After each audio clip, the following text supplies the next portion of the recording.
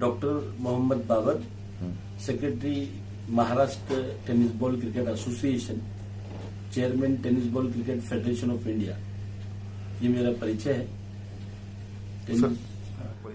मैं doctor Salim Farooqui, president tennis ball cricket association of Maharashtra. पिछले 4 साल से मैं इनके साथ में काम कर रहा हूँ।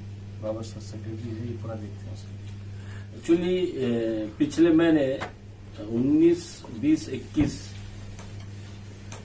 औरंगाबाद में सीनियर स्टेट चैंपियनशिप रखी गई थी और किसी कारणवश कोरोना के ज्यादा प्रभाव की वजह से उस जिले में जिला बंदी और संचार बंदी अचानक लागू हुई और हमें वो राज्य स्तरीय स्पर्धा रद्द करनी पड़ी।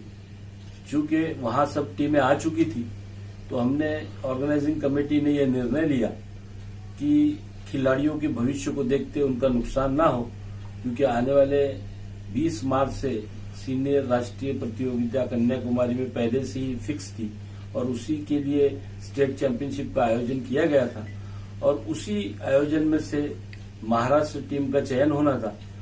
इसलिए हमने जो टीमें आई थी उन खिलाड़ियों को नुकसान ना हो, इसलिए औरंगाबाद में हमने 2 दिवसीय ट्रायल रखा और उसमें से हमने महाराष्ट्र की महिला व पुरुष टीम का चयन किया उनके परफॉर्मेंस के आधार पर। एक्चुअली ये हमने सोचा नहीं था कि अचानक नागपुर में इस तरीके का कोई लॉकडाउन अचानक हो जाएगा।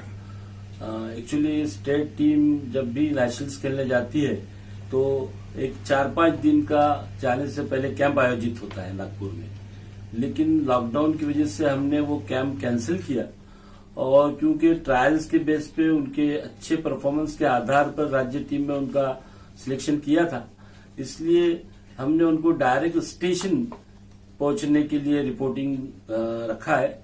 हमारा तमिलनाडु एक्सप्रेस से रिजर्वेशन है और ये जो बच्चे हैं ये सिर्फ नागपुर के ही नहीं है, ये पूरे महाराष्ट्र के बच्चे हैं, जिसमें सांगली के 3 प्लेयर हैं, मुंबई के 2 प्लेयर हैं, उसके बाद में कोल्हापुर के 2 प्लेयर हैं।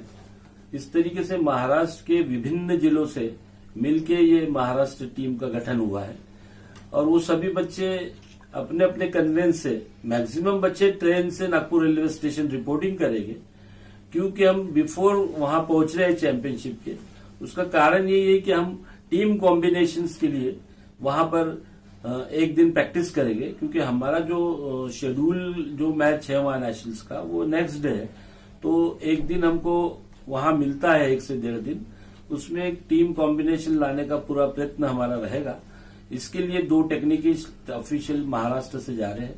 महाराष्ट्र टीम के कोच श्री विजय कुंभार, श्री प्रकाश तांबितकर और जो सीनियर कोच है महाराष्ट्र के, जो पिछले कई टीमों को ले जा चुके हैं, श्री निखिल राउत, स्पेशली ये टीम के कॉम्बिनेशन और गाइडेंस के लिए इनको भेजा जा रहा है ताकि एक अच्छा टीम वहां पर खेले और हमारी जीत निश्चित हो। मेरा जो अंदाज है उसके मुताबिक जो महिला टीम का हमने सिलेक्शन किया है वो टीम लास्ट टाइम भी 3rd प्लेस उन्होंने लाया था और इसके पहले 2-3 बार हमने चैंपियनशिप जीती है महाराष्ट्र नेशनल लेवल पे, तो उसमें की मैक्सिमम लड़कियां इसमें सिलेक्ट हुई है। तो इस बार पूरी अपेक्षा है कि अगर टीम अच्छा परफॉर्मेंस करेगी तो हमें पूरी उम्मीद है कि इस बार हम महिला वर्ग में कम से कम चैंपियन हो सकते हैं, क्योंकि ये सीनियर राष्ट्रीय स्पर्धा है और सीनियर राष्ट्रीय स्पर्धा में किसी भी एकदम नए खिलाड़ी को सिलेक्ट करना बड़ा मुश्किल हो जाता है। तो हमने उनका आधार ये रखा था कि इसके पहले जो बच्चे 1-2 नेशनल्स खेले हैं या अंतर्राष्ट्रीय स्तर पर भी पार्टिसिपेट किए हैं, अगर ऐसे बच्चे किसी जिला टीम का प्रतिनिधित्व करते हैं तो ऐसे बच्चों को हमने फर्स्ट प्रेफरेंस दिया। सेकंड प्रेफरेंस हमने दिया कि अगर कोई सीनियर प्लेयर भी है लेकिन अगर करंट में कोई प्लेयर बहुत अच्छा परफॉर्मेंस दे रहा है तो उसके आधार पे भी हमने उसका सिलेक्शन किया और हम उनको स्टेट एसोसिएशन की तरफ से पूरा किट प्रोवाइड कर रहे हैं। ट्रैक सूट है, टी-शर्ट्स है और उनके भोजन की व्यवस्था है, टिकट की व्यवस्था है, तमाम सुविधाएं के साथ टीम यहां से जा रही है। उसके साथ साथ गर्ल्स में किसी तरीके का कोई प्रॉब्लम ना हो, इसलिए एक लेडीज टीचर साथ में जा रही है। अनुभवी कोच श्री प्रफुल्ल जुंजरे करके है, वो भी उनके साथ जा रहे हैं। मिस्टर अब्दुल जबाग जा रहे हैं। तो ऐसे 3-4 सीनियर कोचेस और मैनेजर्स को भेजा जा रहा है ताकि खिलाड़ियों को रास्ते में, क्योंकि लंबा सफर है यहाँ से चेन्नई और चेन्नई से फिर कन्याकुमारी चेंज करके जाना है, तो ये इस बात का खास ख्याल रखा गया कि खिलाड़ियों को किसी तरीके की कोई परेशानी ना हो। अनुभवी लोग अगर साथ में जाएंगे तो ट्रैवल में कोई दिक्कत उनको नहीं होगी। कितने दिनों का इनका अभी जो टूर्नामेंट है वो टूर्नामेंट 20 मार्च से 23 मार्च तक 4 दिन के स्टेट नेशनल चैंपियनशिप है। 31वीं senior national tennis ball cricket championship है, जिसका आयोजन tennis ball cricket federation of India के जनरल सेक्रेटरी, जिनका मैं आपको डिटेल्स भी प्रोवाइड करूंगा, श्री इमरान लारी, उनकी काफी मेहनत रही उसमें। और उससे ज्यादा अगर इसको शेयर ही जाता है इस खेल को आगे बढ़ाने के लिए, तो मिस्टर डॉक्टर अभिनव तिवारी जी को जाता है, जो इस पूरे इंडिया फेडरेशन के प्रेसिडेंट है। और उनके अपनी मेहनत और उनके संबंध के कारण ये खेल लगातार आगे बढ़ता जा रहा है। पूरी उम्मीद है कि भविष्य में ही क्यों, बहुत जल्दी ये खेल यूनिवर्सिटी लेवल पे खेला जाएगा और इस खेल को इंडियन ओलंपिक की मान्यता मिलने जा रही है। मैं खास बात आपको बताऊंगा, ये खेल जो है ये खेलो इंडिया में समाविष्ट हो चुका है, एक भारत श्रेष्ठ भारत में समाविष्ट हो चुका है।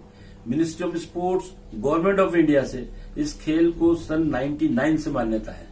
अभी हाल ही में इस खेल में खिलाड़ियों को नौकरी मिले, इसलिए सेंट्रल गवर्नमेंट में इसको रिजर्वेशन के लिए इस खेल को ले लिया गया।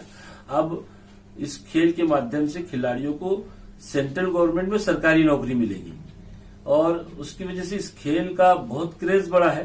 पहले ये खेल मनोरंजन के लिए खेला जाता था, लेकिन अब जो खिलाड़ी खेल रहे हैं या जिस तरीके से हमें समझ में आ रहा है, जिस तरीके की रुचि खिलाड़ी ले रहे हैं, वो अपना भविष्य देख रहे हैं इस खेल में, क्योंकि इस खेल के माध्यम से उनको सेंट्रल गवर्नमेंट में जॉब मिलने वाला है।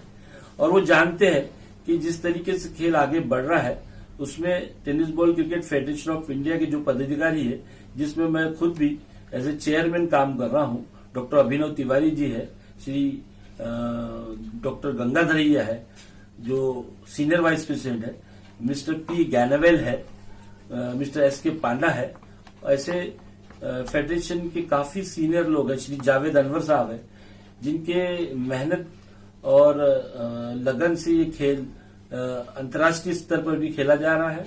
और भारत सरकार, क्योंकि इंडिजिनियस गेम है, पारंपरिक खेल है, एक सेंट्रल गवर्नमेंट का स्कीम था कि जो घरेलू खेल है उनको हम बहुत महत्व और बढ़ावा देंगे, और उसमें खो खो के साथ साथ टेनिस बॉल को उन्होंने इसमें लिया। ये हमारे लिए बहुत बड़े गर्व की बात है। तो आने वाले समय में विद्यापीठ लेवल पे और इंडियन ओलंपिक की अगर इसको मान्यता मिल गई तो निश्चित रूप से ये खेल बहुत आगे जाएगा। और इसके माध्यम से स्टेट गवर्नमेंट में हमने सुनील केदार जी को प्रपोजल दिया है कि जिस तरीके से सेंट्रल गवर्नमेंट में इस खेल के माध्यम से खिलाड़ियों को नौकरी मिल रही है, राज्य सरकार भी 5% आरक्षण जैसे दूसरे खेलों को है, हॉकी, फुटबॉल, इस तरीके खेलों को, वैसा आरक्षण हमें भी दिया जाए।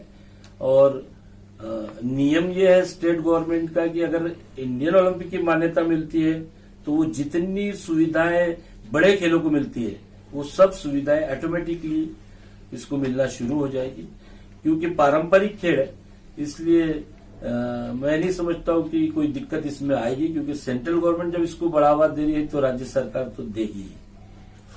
मुझे बॉयज से भी पूरी उम्मीद है, काफी अच्छे लड़के उसमें इस बार राष्ट्रीय स्तर पर खेलने जा रहे हैं, लेकिन स्पेशली गर्ल्स पे मुझे बहुत ज्यादा विश्वास है, क्योंकि काफी सीनियर लड़कियां अनुभवी उसमें सिलेक्ट हुई है इस बार। और हमें पूरा भरोसा है कि हमारी लड़कियां इस नेशनल चैंपियनशिप में जीत हासिल करेगी। अगर ये लड़कियां जीत हासिल करती है तो हम रेलवे स्टेशन से, अगर लॉकडाउन खत्म हो गया, क्योंकि 25 को ये लोग वापस लौटेंगे, तो एक भव्य आयोजन इनके सत्कार करेंगे। हम एक भव्य आयोजन इनके सम्मान में किया जाएगा, इनको सत्कार किया जाएगा, जिसके लिए जो हमारे मार्गदर्शक है श्री सलील बाबू देशमुख जी, उनका भी सहयोग हमें प्राप्त है, हम उनसे भी मदद लेंगे। श्री विकास ठाकरे जी जो हमारे मार्गदर्शक है और हमारे डिस्ट्रिक्ट एसोसिएशन में महत्वपूर्ण पद पे है, ऐसे लोगों के माध्यम से उनको इनवाइट करके एक सेलिब्रिटीज के हाथ से अगर खिलाड़ियों का सम्मान लेंगे तो निश्चित रूप से खिलाड़ियों का हौसला बढ़ेगा। मेरी ओर से ये संदेश देना चाहता हूँ कि जो सीनियर टेनिस बॉल की प्रतियोगिता हो रही है उसमें जैसा सर ने बताया कि लड़कियों का जरा ज्यादा ही महत्व है, उसमें टीम अच्छी है, लेकिन मैं इसे अपेक्षा करता हूँ कि बॉयज और गर्ल्स दोनों भी अच्छा प्रदर्शन करेंगे और महाराष्ट्र का नाम रोशन करेंगे।